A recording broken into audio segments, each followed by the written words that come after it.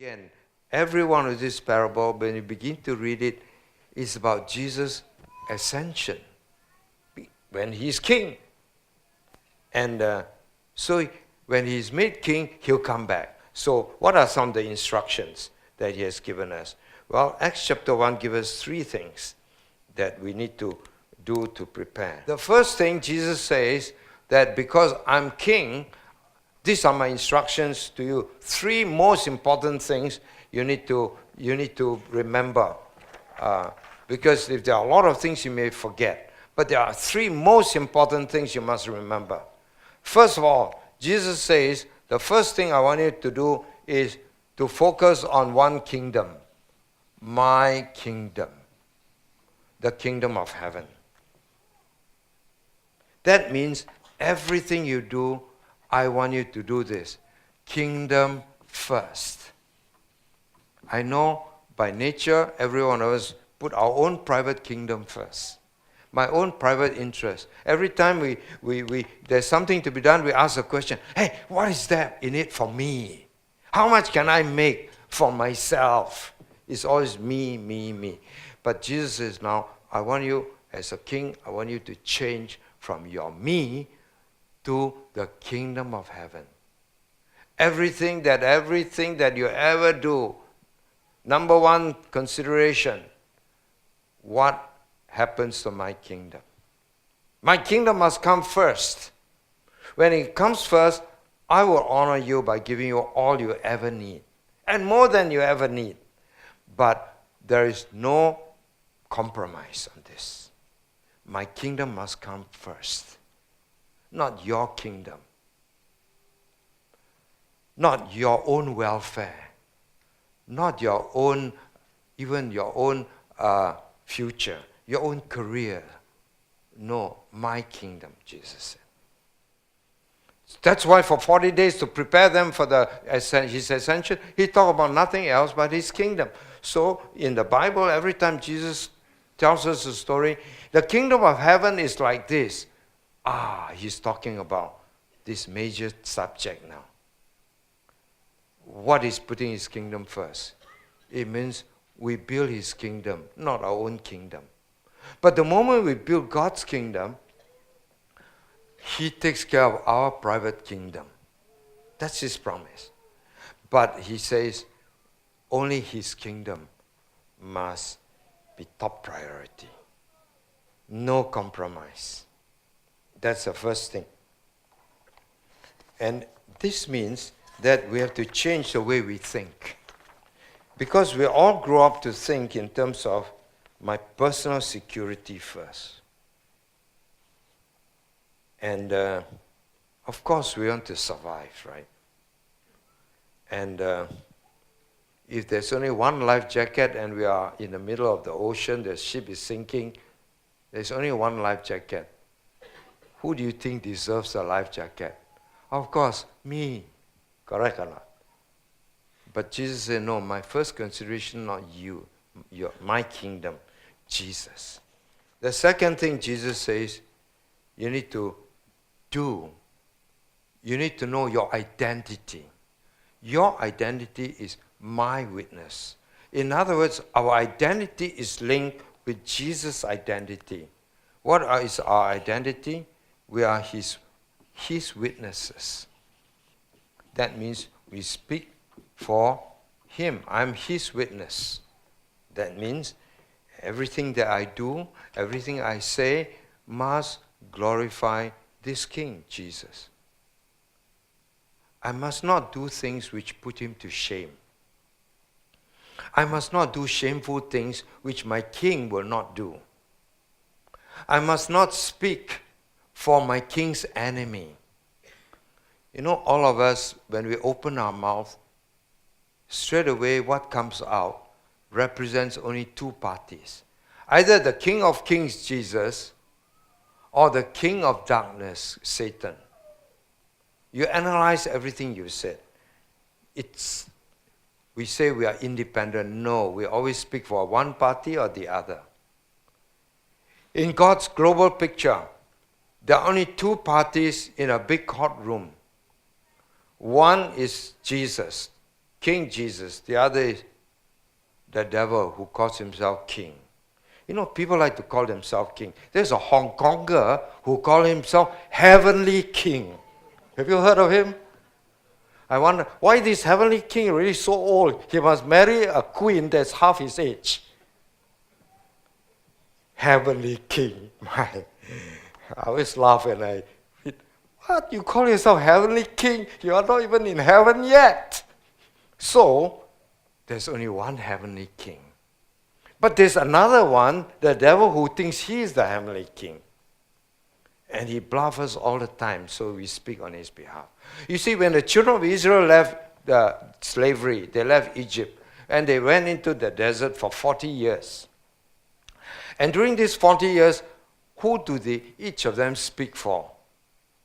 Moses spoke for the King of Kings. He spoke about Jesus.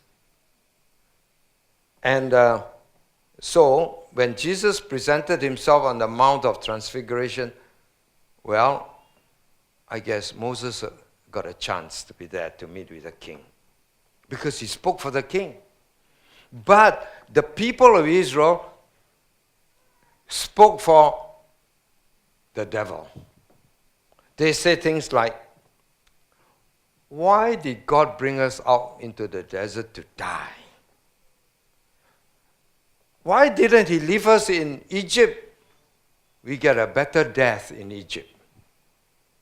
Why does he bring us out here to eat just everyday kropo, biscuit from heaven? We call it manna. Whereas in Egypt, we have got fish, ikan curau, you got all the best things, salmon, smoked salmon, sushi salmon, and good vegetables. I think something wrong. You mean slave eat good fish? Well, they keep on saying how good the old life was.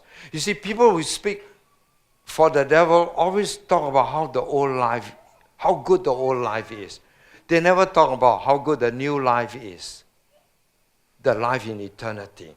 The life in heaven that is waiting for us. And every time we speak, this is a test. Every time we open our mouth, we are a witness. What do you say when you open your mouth first thing in the morning? Only you know. Some of you say, I never say anything. Yeah, but you say it in your heart. Right?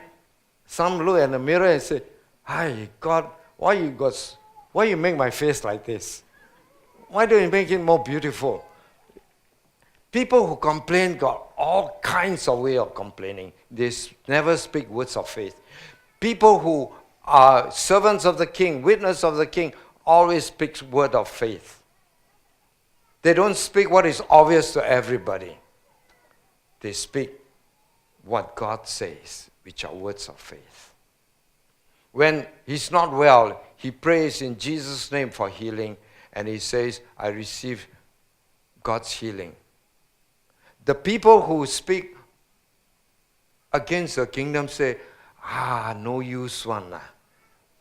No need to pray. We must go and see doctor first thing. If you're not well, see doctor. The doctor in the clinic is stronger than Dr. Jesus. That's how our behavior is conducted. And when there's discouragement, first words that come out are words of people who lose heart. Do you know when I show you that video clip, John, where was he? He was on the island called Patmos. What is this island about? It's a quarry island. Who stays there? Prisoners. And what do they get? Beatings every day. John was one of them. John was so young when he met with Jesus. But by this time, he was age 90. He was an old man. He had experienced many things of his past. Now he's a prisoner on the Isle of Patmos. He has to work in the quarry. It's a dirty, dusty, oppressive, discouraging environment. He's hearing about persecution coming upon the church. As a church leader, you just feel the pall of the burden of the church. People getting discouraged because of persecution. And in this environment, God opens the window for him to come into the throne room. I wish I can tell you more, but so the second thing, we have to be witnesses. The words we speak, the action we do, must honor the King of Kings. We don't honor the king of darkness. We honor the King of Kings. That's a duty. Christians have duty too. Then thirdly, what are we supposed to do?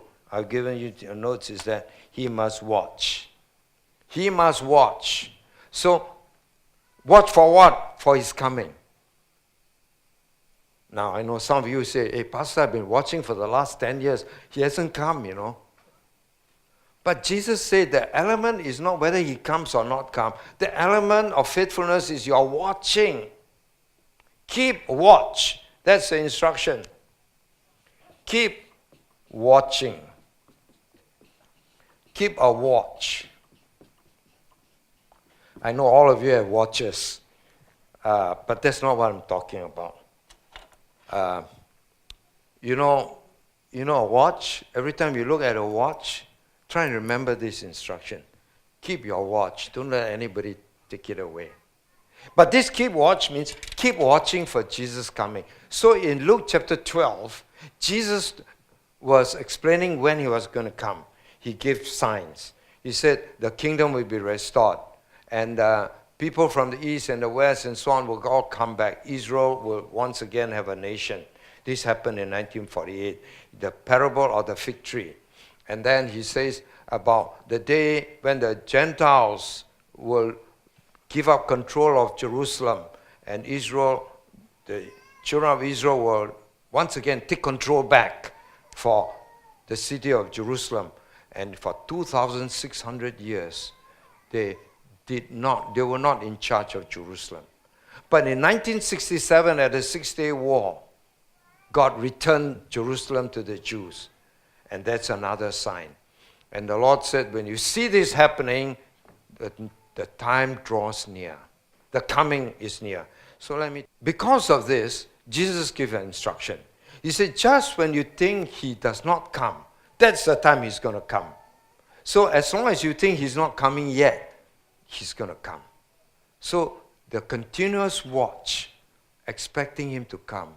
And only one of the few things Jesus ever told the Pharisees when they questioned him whether he's the Son of God, he said this, henceforth you will see me, the Son of Man, coming in great glory with his holy angels, with the trumpet, and he will return.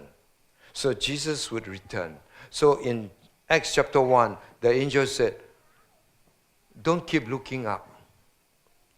He's coming back in the same way. Keep watch. Because the moment we keep watch, the moment we live day by day in the light of Jesus' return, we are people of hope. We will be people who live holy lives. We will know how to behave in a way that pleases a king. Keep watch. Keep a watch for his coming. 3 things we are supposed to do. We have to be witnesses. We have to be a watcher. In fact, in chapter 12, God gives us a glimpse of why it's so important. He said, if you watch, the moment the king arrives, you are ready. And because you are prompt in receiving the king, God says, it's good for you. And not only good for you, the king himself will get you seated and dress up to serve you. Hey, when you are being served by a waiter, of course, that's not common. But when the King of Kings says, I'm going to serve you, hey, that is a tremendous privilege. And when the king stands up for you, that kind of protocol means that's the highest honor you can be accorded. Stephen had that because he sacrificed his life for Jesus. So there's no sacrifice too great for this king, for his response will be far greater than your the biggest sacrifice you ever made. Because the king himself said, I'll serve you. That never happens unless you serve him in the way Luke chapter 12 describes. Because you are ready. It's good for you. It's good for you to be ready to be a servant of God. It's good for you. If you keep watch and serve, it's good for you because a king takes note. 3 things you need to do. Focus on his kingdom, not on your own. Be his witness, speak for him and not for the devil. Thirdly, keep watch because his coming is near. Let's pray.